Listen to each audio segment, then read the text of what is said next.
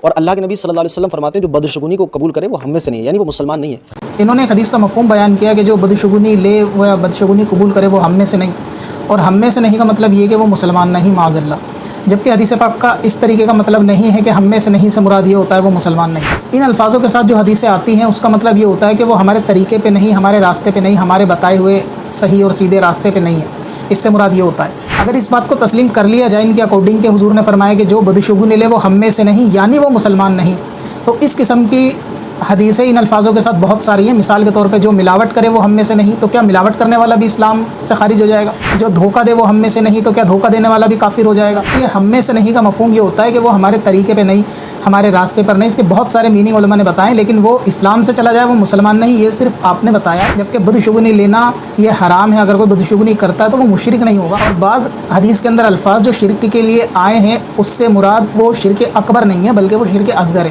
جیسے تکبر کے بارے میں بھی شرک آیا ہے۔ لہٰذا آپ کو مسئلے پہ بولنے سے پہلے سمجھنا چاہیے کہ ہم میں سے نہیں سے مطلب یہ نہیں کہ وہ مومن نہیں، ورنہ تو دھوکہ دینے والے کو بھی آپ نے کافر قرار دے دیا اور ملاوٹ کرنے والے کو بھی کافر قرار دے دیا۔ اور اس طریقے سے بہت ساری حدیثیں ہیں جو ہم پہ حملہ بولے وہ ہم میں سے نہیں، اس طرح جو لوٹ مچائے وہ ہم میں سے نہیں، بہت ساری چیزیں ہیں کہ جو لوگ مسلمانوں میں گناہ کے طور پہ چیزیں رائج ہیں لیکن اسے کرنے سے کافر نہیں ہوتے۔